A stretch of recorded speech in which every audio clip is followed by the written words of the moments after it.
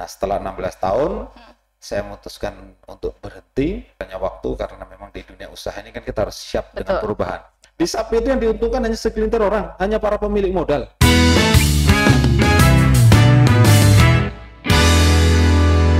Ketika kita berbicara tentang dunia peternakan khususnya secara global atau nasional di Indonesia ini memang dalam beberapa waktu tahun terakhir mengalami fluktuasi. Tetapi kita tidak berbicara secara nasional atau global, tapi lebih spesifik untuk di wilayah Kalimantan Timur atau di Kota Samarinda.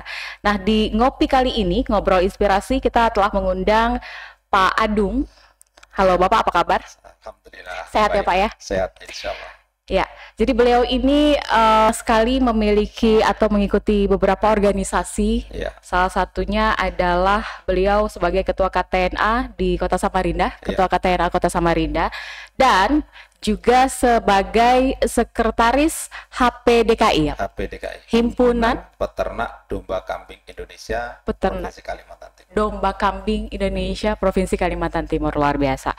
Oke, nah tadi kalau kita bicara tentang dunia peternakan ini memang menarik ya Pak, menarik untuk dibahas. Tetapi sebelum sampai kita bahas lebih spesifik tentang dunia peternakan, kita juga pengen tahu dulu, pengen mengenal dulu sosok Pak Adung yang siapa sih orang Samarinda yang nggak kenal Pak Adung gitu ya Pak. Berbagai kegiatan di luar sana yang ini memang menyibukkan waktu Bapak gitu ya untuk mengurusi berbagai organisasi atau juga mungkin kegiatan-kegiatan yang lain di luar daripada pertanian atau juga peternakan gitu Pak. Pak Adung memang asli orang Samarinda ya Pak ya? Saya asli kelahiran Samarinda. Jadi kalau orang tua itu transmigrasi di tahun 70-71 ya. Trans pertama di Kelurahan Lempake. Baik. Jadi saya asli putra daerah, walaupun orang Jawa. Saya belum lahir tuh Pak. Kisaran itu saya belum lahir. Kelahiran tahun 74. 74.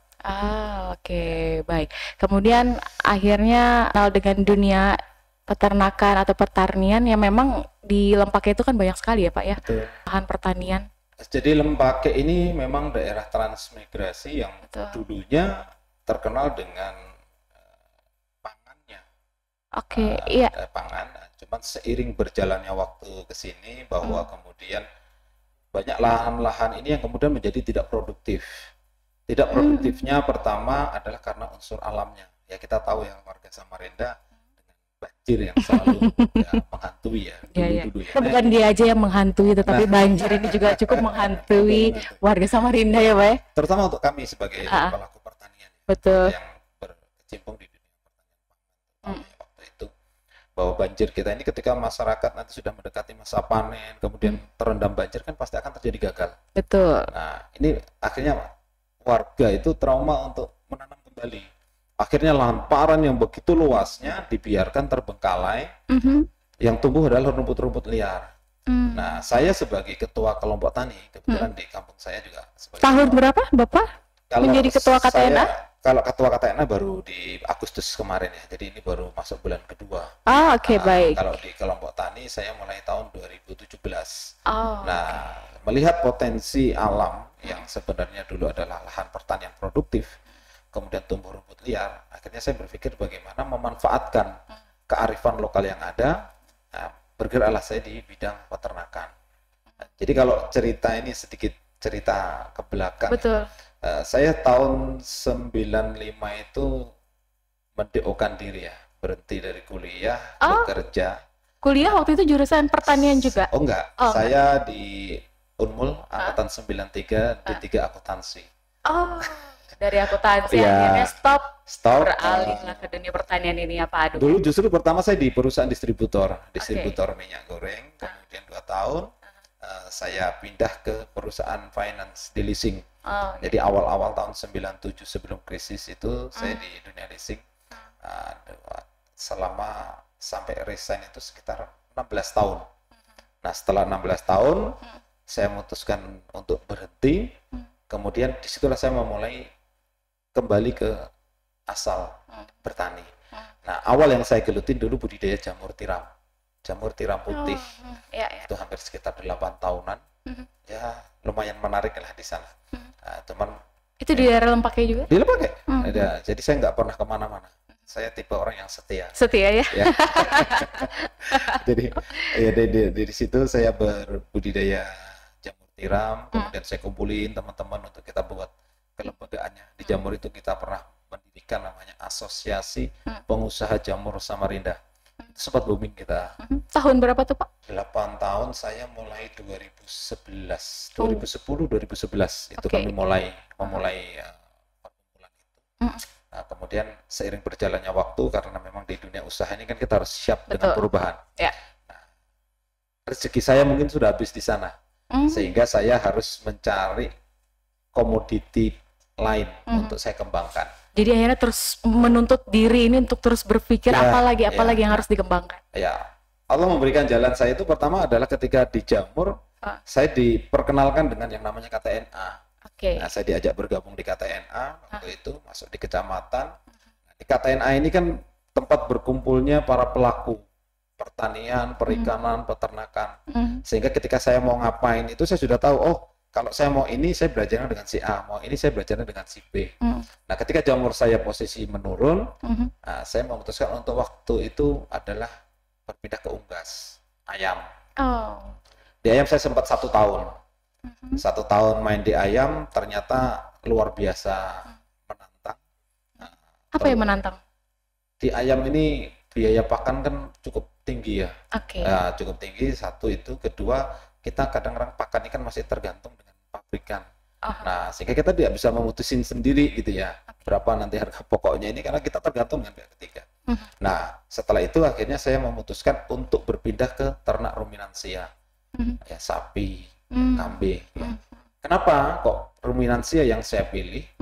Karena tadi yang kita cerita di awal, dulu hamparan pertanian yang begitu luas menjadi tidak produktif hanya ditumbuhi oleh rumput liar. Ini adalah sumber pakan terbaik untuk ternak ruminansia.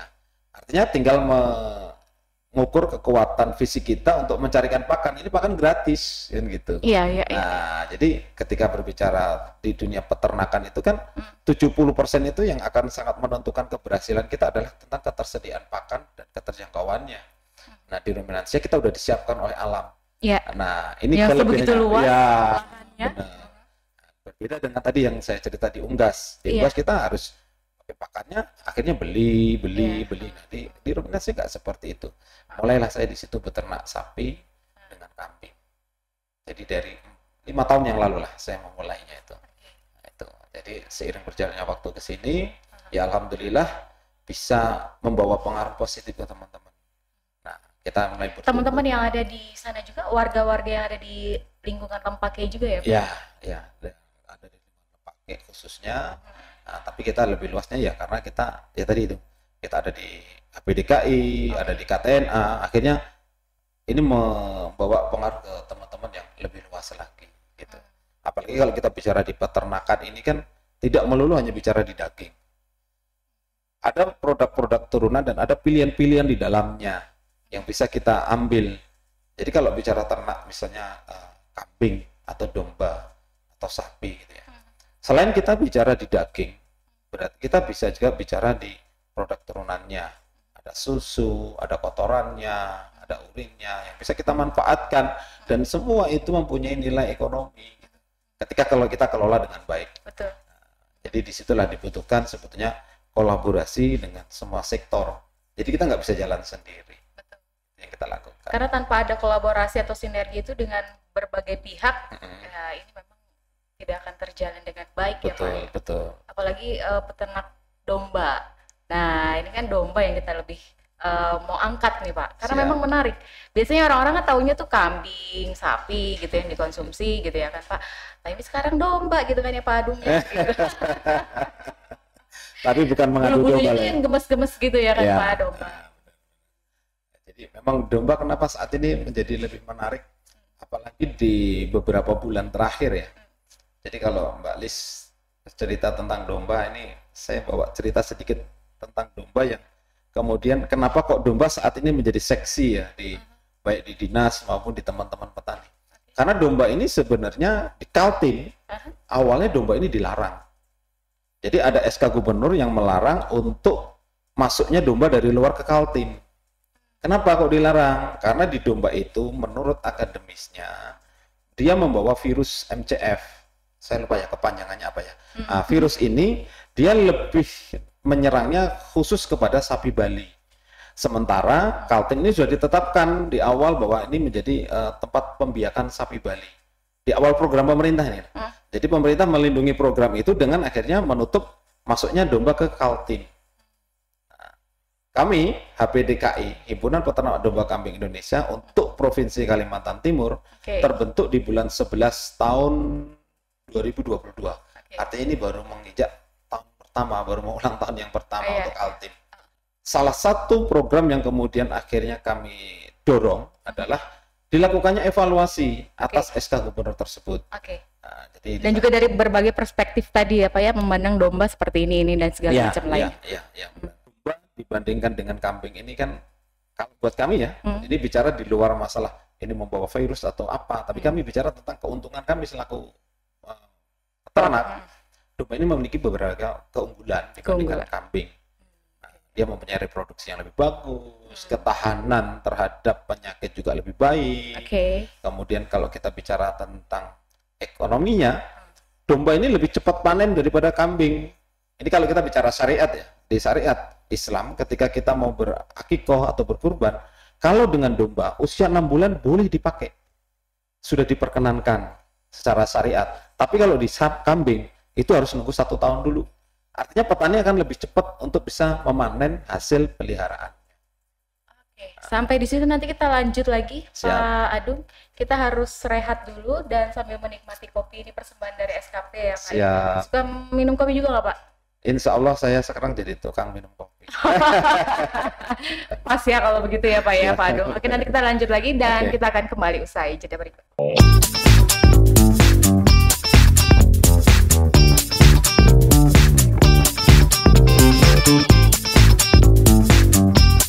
Ya, kita kembali lagi di sini ngobrol-ngobrol dengan Pak Adung. Menarik banget untuk kita bahas memang Pak ya, apalagi dari sisi kelebihan dari domba dibandingkan dengan kambing. Kalau kambing tadi menunggu usia 1 tahun, ini kalau untuk syariat ya Pak ya, baru bisa dipakai atau digunakan gitu ya untuk orang-orang yang ingin akikah. Tapi kalau domba usia 6 bulan sudah bisa gitu ya Pak ya. Betul. Dengan berbagai kelebihan-kelebihan yang dimiliki oleh domba gitu Pak. Mungkin kita bisa bicara lebih spesifik lagi tuh Pak untuk daging domba ini sendiri. Semenjak ini udah masuk di Samarinda ya Pak ya khususnya ya, apalagi di wilayah Lempake. Itu gimana Pak respon dari masyarakat sekitar terhadap peternak domba? Kalau bicara tentang respon masyarakat, tentunya setiap kebijakan itu kan pasti akan ada terjadi pro kontra. Betul. Sama dengan dilakukannya evaluasi SK Gubernur tersebut pun juga terjadi pro kontra. Betul. Kontranya dari siapa? Ya, pertama ya tentu dari akademisi, kedua dari para pengembang sapi Bali. Nah, makanya di sana kita akhirnya terjadi satu perdebatan atau sama-sama memberikan argumen. Saya sampaikan ke teman-teman. Ini biasanya kalau debat-debat rame nih ya Pak. Oh iya, cukup menarik lah. Iya. Memangnya pemilu aja ya Pak yang rame. Karena kita kan masing-masing mempertahankan apa yang menjadi ladang atau tempat usaha kita ya. Betul. Nah, jadi saya sampaikan ketika ada teman-teman dari sebelah ya, kita menyatakan yang kontra tadi, meminta supaya jangan dilakukan evaluasi atau SK yang sudah terbit itu justru minta dievaluasi kembali dengan alasan bla bla bla gitu ya. Saya juga sampaikan alasan menurut versi kami. Kenapa? Satu, bahwa domba ini secara nilai kalau masyarakat mau beternak kan investasinya tidak perlu terlalu besar. Artinya semua orang itu lebih mudah untuk bisa beternak domba dibanding beternak sapi. Kalau bicara harga ya, kita kalau mau bicara kemandirian. Satu itu. Kemudian yang kedua, saya bilang kalau di sapi ini yang saat ini kita bicara kondisi real yang terjadi di Samarinda. Yang paling banyak dalam waktu beberapa tahun terakhir ini?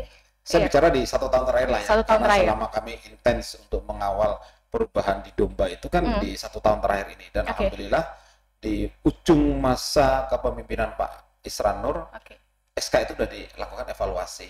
Jadi kami berterima kasih sekali kepada beliau. Dan ini juga kemarin berkat dorongan juga dari Ketua Komisi 2 DPRD Provinsi, Bapak Nidya Listiono, yang juga ikut membantu melakukan mendorong untuk dilakukannya evaluasi itu, dan juga dari Dinas Peternakan dan Kesehatan Hewan Provinsi Kalimantan Timur yang cukup menyambut baik respon apa yang ingin kami lakukan perubahan tersebut. Dari teman-teman dinas, kemudian mereka melakukan kajian ulang, dan alhamdulillah itu sudah berjalan. Ini kembali kalau tadi ya bicara tentang yang pro kontra tadi, saya bilang kalau di domba ini yang akan menggantungkan kehidupan di ternak domba ini bisa sampai puluhan orang. Contoh di wilayah saya aja ada pendataan terakhir itu ada sekitar 15 atau 16 orang yang beternak domba. Sapi Bali. Sudah terjun langsung gitu ya, Pak? Iya, itu sudah punya hewan ternaknya, bukan baru mau akan, tapi sudah beternak gitu kan.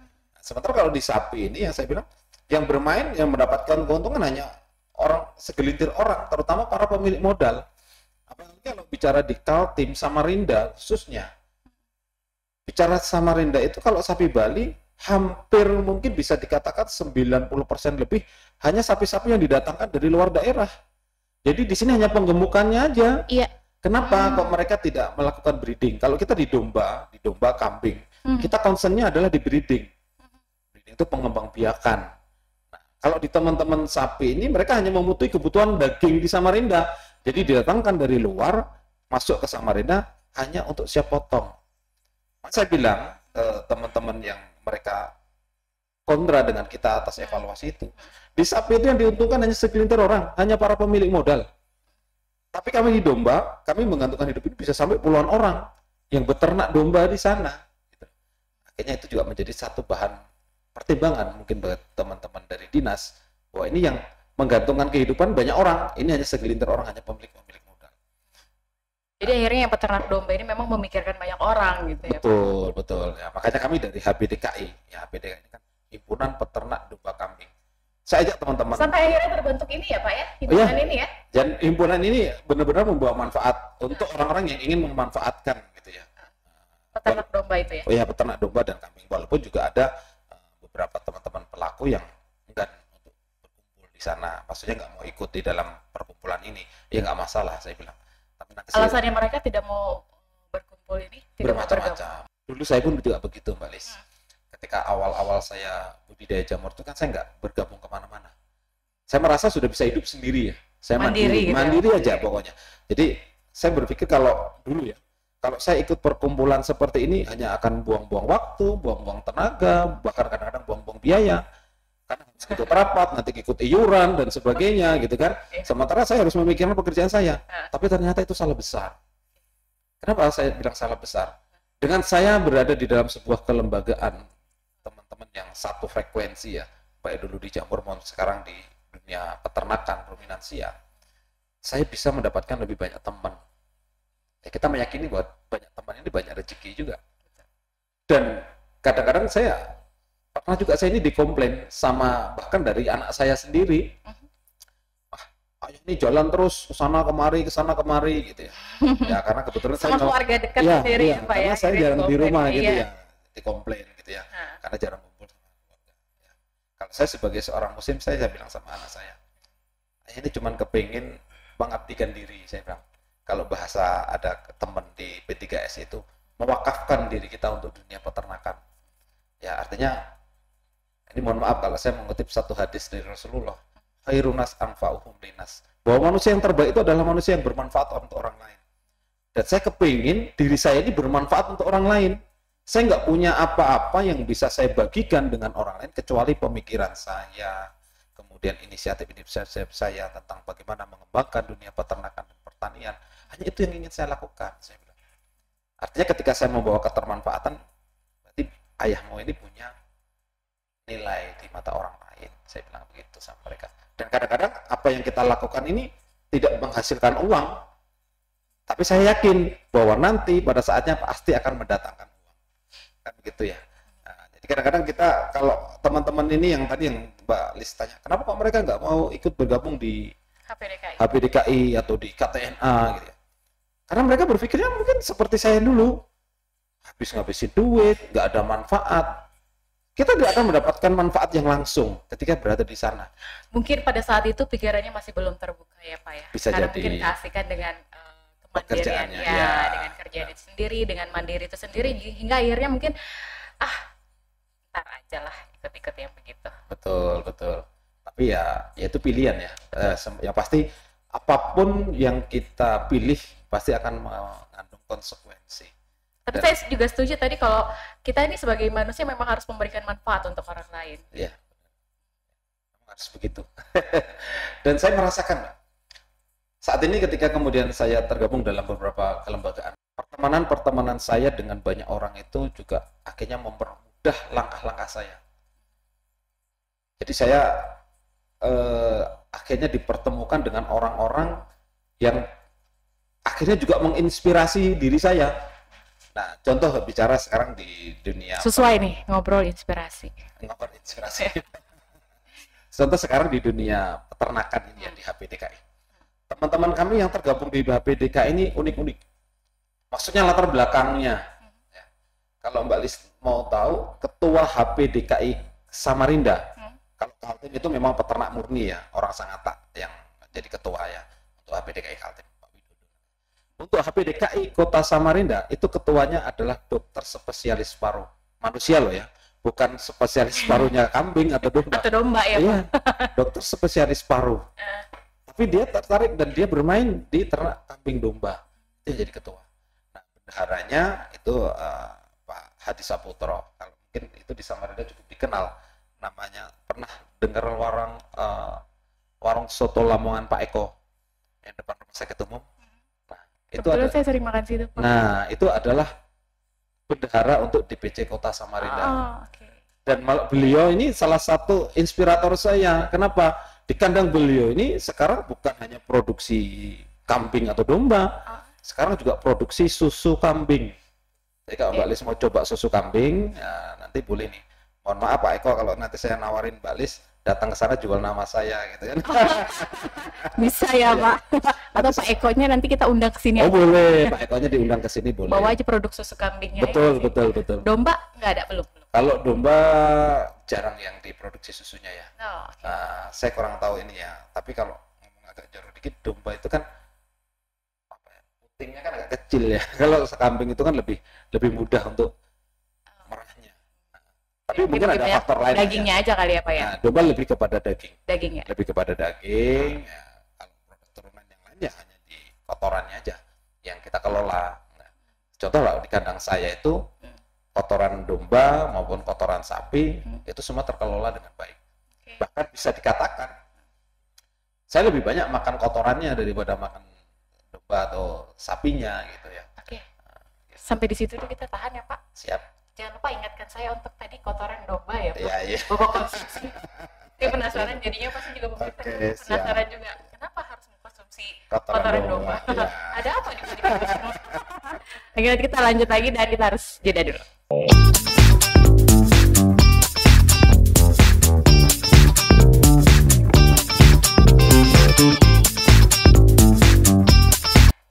kita udah masuk di segmen 3 Pak Adung. Nggak kerasa ya Pak Adung ya. Ya, waktu memang terlalu cepat berlalu sih Pak ya. Tapi pengaruhnya nggak terasa karena yang di depan beda. Depan mana Pak? Depan Bapak? Saya dong. Atau kamera? Oke, tadi apa ya, sampai di kotoran dari domba itu sendiri memang memiliki manfaat yang luar biasa yang memang sudah bisa Bapak rasakan. Tapi mungkin bukan kotorannya secara langsung gitu ya Pak ya. Benar. Dan ini harus diolah, kemudian diproduksi, yang kemudian menjadi hasil gitu. Itu gimana Pak? Ceritain dong Pak. Jadi kalau di tempat saya, di peternakan saya, untuk di sapi maupun di kambing, kita kebetulan di tahun 2020 itu dapat support dari pemerintah melalui kementerian, pemerintah provinsi, dari pemerintah pusat, dari kementerian dengan program pupuk, unit pengolahan pupuk organik. Nah, jadi kita kalau di tempat saya, kalau kotoran sapi nih ya, kotoran sapi itu mulai dari kandang sapi, saya buat satu bangunan khusus untuk lantai jemur. Jadi kita keringkan di situ supaya cepat terolah. Nah, setelah di lantai jemur, nanti kita masuk ke gudang pengolahan, kita giling. baru kita fermentasi. Nah, kita fermentasi, jadi nanti packingnya ketika ada order baru kita packing. Nah, 1 bulan saya bisa jual sampai 300-an karung untuk pupuk kandang, pupuk sapi. Itu sapi? Nah, ya, untuk sapi itu saya bisa sampai 300-an karung. Okay. Nah, cuman kan memang kadang-kadang kita ini terkendala di tenaga kerja. Sumber daya manusia kita ini, kalau kita bicara bahasanya teman-teman di kandang ya ABK, anak buah kandang itu kalau cari orang-orang di sini. Anak buah kandang ABK. ABK itu anak buah kandang. Itu kalau cari orang-orang Kalimantan Timur, orang Samarinda setengah mati. Kenapa? Karena mereka sukanya yang instan-instan, pengennya yang cepat jadi duit, yang nggak terlalu capek tapi menghasilkan banyak. Iya. Ya saya bilang kalau gitu nggak mau terlalu keluar keringat, nggak mau kena panas-panas dan segala macam gitu ya Pak ya. Saya bilang kalau gitu jangan pelihara sapi. Atau mungkin masih gengsi kali Pak dengan dunia peternakan atau gimana? Bisa jadi. Bisa jadi atau memang mereka belum merasakan kenikmatan ketika kita berwirausaha. Oh, Karena saya merasakan 16 tahun bekerja di dunia finance itu kita akan diikat dengan waktu, walaupun kita diberikan jaminan, diberi fasilitas. Dan sebagainya. Tapi bicara tentang ketenangan batin, jauh lebih nikmat saya sekarang dibanding dulu ketika saya bekerja di finance, di leasing. Nah, itu. Nah, ini yang belum dirasakan oleh anak-anak muda kita sekarang. Mereka ketika kuliah pengennya lulus dapat satu jabatan, bekerja pada satu perusahaan, itu menganggap bahwa itu sesuatu status sosial yang luar biasa. Padahal nggak demikian. Mungkin karena memang zaman sekarang itu lebih memandang status sosial. Sepertinya begitu. Untungnya saya bukan orang zaman sekarang. Vivin lahir zaman sekarang ya, Vin ya. Oke. Jadi kembali ke kotoran tadi itu. Yeah. Jadi nanti ketika sudah terjadi proses seperti itu, nah inilah yang kita tawarkan ke masyarakat. Kenapa kita harus sekarang mengarahnya kepada organik? Karena memang ketersediaan pupuk kimia kita juga udah dibatasi. Kalau sebelum-sebelumnya kan pemerintah memberikan subsidi nih untuk pupuk kimia. Sekarang subsidi udah banyak sekali terkuranginya. Harga pupuk mahal, barang nggak ada. Mau nggak mau ini harus jadi pilihan. Makanya kita di KTNA Samarinda ini mulai mendorong teman-teman pelaku pertanian, hortik maupun pangan, mulai memanfaatkan kearifan lokal yang ada. Pupuk-pupuk ini yang kita olah. Ini yang kita manfaatkan untuk dipakai di dunia pertanian. Jadi ujungnya pertanian itu adalah awalnya nanti di peternakan, di limbahnya ternak, nanti digunakan untuk memupuk awal di pertanian, limbahnya pertanian seperti kalau misalnya orang tanam jagung itu ke kebun itu nggak dimakan ya? Iya. Nah itu dimakankan untuk di ternak. Di ternak. Jadi perputarannya. Jadi saling mengisi sebenarnya nih ya Pak ya, antara pertanian, peternakan, pertanian. Betul. Kalau untuk daging domba lagi nih Pak, untuk daging domba sendiri di Samarinda ini sudah banyak juga yang memproduksi Pak? Atau sudah dipasarkan kemana aja nih kalau daging domba? Kalau kita bicara memasarkan kemana, kita untuk memenuhi Samarinda aja masih sangat sulit. Masih sangat untuk sulit. Memenuhi kebutuhan Samarinda. Faktornya, salah satu faktor yang menjadi kesulitan ini apa Pak? Karena pembudidaya kita yang masih sedikit. Oke. Jadi menariknya, kenapa awal dulu saya concernnya berpindah kepada domba dan kambing itu. Jadi ketika itu di Idul Adha sekitar 3 tahun yang lalu ya. 3 tahun yang lalu. Tahun 2020 lah ya. Sekitar tahun itulah. 2020. Saya melihat bahwa untuk memenuhi momen Idul Adha itu kita harus didatangkan domba kambing ya. Waktu itu kan masih ada larangan. Jadi yang masuk hanya kambing. Kambing dari Jawa, Sulawesi itu masuk ke Kaltim kan luar biasa. Saya melihat ini kok pasar kita ini diambil orang semua gitu kan. Tapi kan permasalahannya karena memang kita nggak punya barang yang bisa dijual, masyarakat kita belum bisa swasembada untuk memenuhi kebutuhan itu. Karena kalau untuk kebutuhan di domba kambing itu mungkin lebih dari 70% itu dipenuhinya dari luar. Artinya peluang itu kan besar. Itulah yang pertama saya diskusikan dulu dengan Mas Tio, Ketua Komisi 2 itu di rumah beliau. Saya bilang, Bang Tio apa kabar? Saya diskusi di rumah beliau itu dari jam 9 pagi sampai jam 3 siang. Membahas masalah itu. Ini peluang saya bilang. Kita di Samarinda khususnya, yang alamnya begitu luas, sumber daya alamnya begitu bagus, tapi kok kita nggak bisa swasembada. Sementara di Jawa, kalau kita mikirin orang Jawa, di Jawa itu kan lahan sempit. Betul. Bahkan susah. Betul. Kok mereka bisa suplai ke kita? Iya. Masalahnya di mana? Saya bilang gitu kan. Nah, ternyata kita tarik ke belakang, masalahnya di orang-orang kita. Nah, sumber daya manusia kita yang memang tidak bisa bersaing dengan mereka. Makanya ketika kami awal meminta evaluasi tentang domba itu, jadi orang-orang sebelah yang kontra itu mengatakan kita Samarinda nggak akan bisa bersaing dengan Jawa masalah harga. Saya bilang, siapa yang bilang? Saya bilang, karena dari Jawa itu harga bisa murah. Dia bilang gitu kan. Di sini nggak bisa harga murah. Kita akan buktikan bahwa kita bisa jual dengan harga murah. Emang harganya berapa sih, Pak? Gini, kenapa kok di sini nggak bisa murah? Masyarakat Samarinda kan masyarakat yang konsumtif. Betul. Nah, orang-orang yang konsumtif ini kan kadang-kadang dia nggak peduli dengan harga pokok. Iya. Yang penting dia seneng, harga berapapun kan dia beli. Sudah nggak mikir lagi tuh yang namanya tawar-menawar. Ya, nah akhirnya berdampak kepada kita sebagai pelaku. Contoh misalnya, ini domba atau kambing dari Jawa dengan ukuran sekian, harga anggaplah 2,5 juta di sini. Anggaplah 2,5 juta di sini. Kalau orang Samarinda mau jual dengan spesifikasi yang sama seperti ini dengan harga 2 juta, dia mengatakan rugi. Oh, rugi saya kalau jual 2 juta. Kenapa? Karena di sini harganya 2,5 juta. Tapi kalau kita mau lihat ke belakang lagi, orang yang datangkan kambing dari Jawa dengan menjual harga 2,5 juta, dia kan sudah ngambil dari petani di Jawa.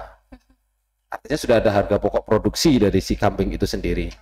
Belum biaya kirim ke Samarinda berapa, resiko kematiannya berapa, keuntungan dia yang jual berapa. Nggak mungkin kambing ini diambil dari petani di Jawa dengan harga 2 juta. Harganya pasti saya jamin di bawah 2 juta. Bisa jadi cuman paling tingginya 1,5 juta di Jawa. Kalau kita jual di sini dengan harga 2 juta, karena pasarannya udah 2,5 juta, kita ngomongnya rugi. Tapi ruginya kita itu bukan karena harga pokok produksinya yang tinggi, tapi karena memang udah harga pasarannya adalah 2,5 juta. Apa maksudnya Mbak Desi di sini ya? Jadi saya bilang, kalau kita bicara nggak bisa bersaing, itu karena mindsetnya para peternak kita tidak berhitung dengan masalah harga pokok, tapi hanya harga umumnya. Kan logika sederhananya begini, di Jawa, pakan ini untuk para peternak rata-rata mereka beli. Seandainya dia nggak beli, dia tanam HPT, hijauan pakan ternak, lahan mereka sewa. Kita di sini nggak perlu beli pakan. Kalau kita mau tanam HPT, kita nggak perlu sewa, tinggal mau nggak kita mau nanam. Otomatis kan biayanya jauh lebih murah kan. Ini logika sederhana saya. Dan saya juga pernah coba-coba untuk berhitung. Ya, seandainya saya nih beli rumput nih, saya nggak ngarit sendiri. Untuk di kambing, itu kalau dia sudah mulai doyan makan, paling tinggi sekali biaya makannya dia itu 3.000, paling tinggi satu hari, satu ekor. Kalau kita bicara di domba dengan usia sampai 6 bulan gitu ya, usia 1 bulanan itu kan belum begitu kuat makannya. Jadi anggaplah 5 bulan kita ngasih makan dia dengan pakan yang kita beli, bukan dari kita nyari sendiri atau kita nggak usah beli.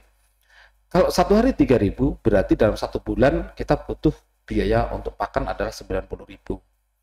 Berarti kalau 5 bulan kita pelihara di luar tadi yang 1 bulan dia masih nyusu ke induknya, berarti kita hanya butuh biaya pakan 450.000. Kalau kita produksi sendiri, karena kita menguatkan di breeding, kita jual 1,5 juta, kira-kira kalau menurut Mbak Dis rugi atau enggak? Seandainya kita jual 1,5 juta, uang biaya pakannya cuma 450. Kita jual 1,5 juta gitu. Seandainya kita jual 1,5 juta, kenapa kok orang di Jawa bisa jual sampai di angka 1,5 juta? Karena itu sudah menguntungkan. Lah, kalau kita jual 2 juta, kan lebih untung. Tapi harga pasaran di sini 2,5 juta. Makanya saya bilang sama temen di anggota BTKI yang dia juga sudah membangun bisnis akikoh. Kebutuhan dia untuk memenuhi pasarnya di akikoh itu dalam 1 bulan rata-rata hingga 200 ekor per bulan. Saya sampaikan kepada teman itu. Sekarang gini Ci, saya bilang, ketika sampean memenuhi kebutuhan pasar sampean dengan 200 ekor itu kan tentu punya kriteria. Ini dengan domba atau kambing yang ukuran beratnya berapa sih? Anggaplah misalnya berat hidup, anggaplah 30 kilo. Anggaplah 30 kilo. Terus berat 1 ekor itu? 1 ekor hidup misalnya. Nah, ini contoh aja. Dibanding dengan berat beban hidup, lebih berat beban hidup ya. Anggaplah 30 kilo gitu ya. Terus kalau dengan bobot 30 kilo di ternak yang mau kita potong, itu harga sampean bisa kasih berapa? Saya ambil dengan harga 2,5 juta lah. Anggaplah misalnya seperti itu. Nah, artinya supaya teman-teman ini mempunyai pasar yang pasti, ayo dong kita duduk bareng. Sampean kebutuhannya seperti apa, harganya di berapa, teman-teman peternak, ayo ikutin apa yang dibutuhkan oleh si pelaku usaha akikoh tadi. Kita harus produksi domba atau kambing dengan bobot hidup 30 kilo. Dan harga kita harus menyesuaikan dengan itu. Saya yakin bisa bersaing dengan yang dari Jawa. Oke, terakhir Pak Adung, mungkin ada pesan yang ingin disampaikan untuk para generasi milenial ya Pak ya, atau sumber daya manusia yang ada di Kota Samarinda agar bisa bersama-sama kita mengembangkan peternakan atau ternak domba ini Pak yang ada di Kalimantan Timur, khususnya di Kota Samarinda. Terakhir ya Pak, singkat. Ini bukan wasiat ya. Bahaya nih kalau wasiat. Jadi untuk teman-teman para peternak, kalau bahasanya sekarang peternak milenial ya. Peternak milenial. Kita sama-sama membangun Samarinda. Ya. Kita sama-sama wujudkan cita-cita pemerintah kota untuk berswasembada daging. Ya. Swasembada hanya bisa kita wujudkan ketika kita bisa berbudidaya breeding. Mari kita sama-sama memulai dari sekarang, kita manfaatkan kearifan lokal yang ada, potensi yang ada di wilayah kita, yakin bahwa di sana ada satu peluang yang luar biasa ketika kita mau menemuinya. Mungkin itu aja. Baik, terima kasih Pak Adung, mudah-mudahan ini bisa menginspirasi kita semua, khususnya masyarakat Kota Samarinda ya Pak ya. Kita harus terus mencari peluang, entah di bidang apapun itu, karena peluang-peluang tersebut kita nggak pernah tahu mana yang menguntungkan untuk kita dan orang lain ya Pak. Sehat selalu Pak Adung. Terima kasih, amin. Sukses terus, mudah-mudahan kita bisa ketemu lagi di lain kesempatan. Dan sampai di sini dulu, ngopi, ngobrol inspirasi, saya Sindarti. Sampai jumpa.